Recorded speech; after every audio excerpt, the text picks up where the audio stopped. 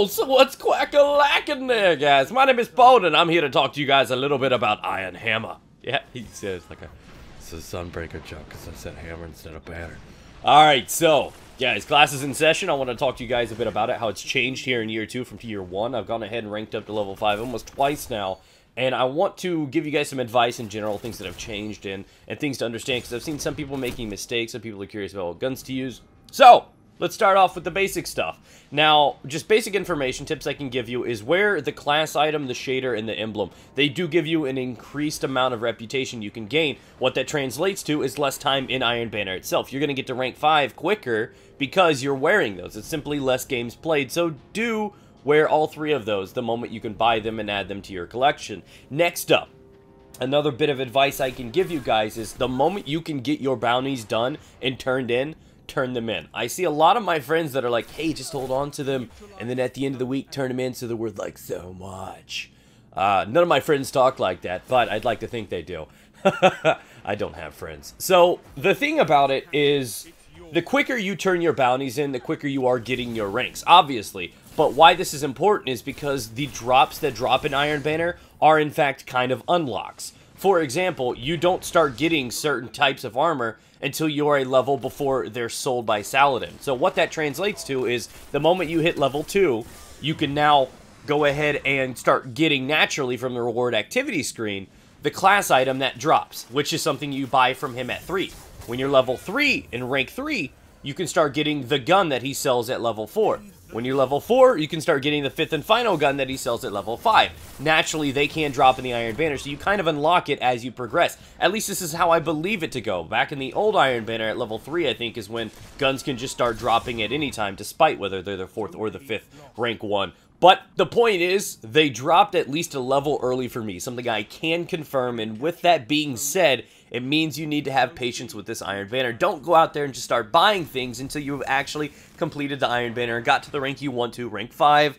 And then, if you had not got it naturally to drop for you, then you buy the item you're looking for. Because, like I said, you may be wasting your legendary marks to purchase these things, because all of these, for example, with me, dropped naturally before I could even buy them, and I never had to worry about that. So again, have patience. I know it's hard to do, but wait to buy those things until you're actually done with the banner, because there's a good chance at least one of them will drop for you naturally from the reward screen. And when they do drop naturally from the reward screen, there's a chance that it could be a higher light level than you could purchase from him, and they will have different perks on them. So keep that in mind. You can kind of farm them, if you will, in a certain slow fashion. But moving on over, how does light level affect things now that it's not on a level-based system anymore? Light level does make a difference. It's not as extreme as you would think. I went throughout the entire thing at like 299. I had buddies that were 305. I had buddies at 285. And there wasn't really any strain. You're going to lose a damage or two here or there, take an extra damage or two here and there. But for the most part, it's not that much of a struggle. So if you're worried about, oh, hey, I'm only 280 light, you can still get some work done. Yes, you're at a disadvantage, but it's not severe by any means. So, now that that's out of the way, little bits of advice I can start giving you guys. Roll in with the full party. I know that sounds crazy, it's basic information. If you're looking for people to game and hang out with, I have a link down in the description below. It's a Destiny community Facebook page. We all hang out with, we get there, we do games and raids and everything like that. So no excuse in that category. But for the most part, it's just something you need to do simply for communication.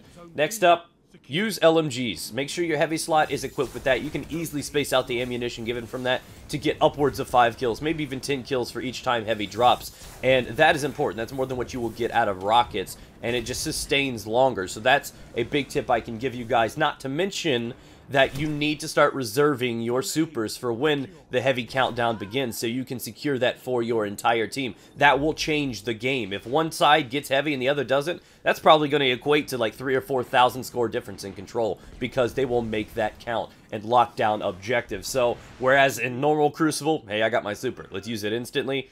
And something a little bit more competitive, be smarter with it. Next up, what are the best gun options? Now, number 1 and number 2 are preference, and I would say Bad Juju's good. Super Generation, the rate of fire, the continuous spray because of the regeneration is so good.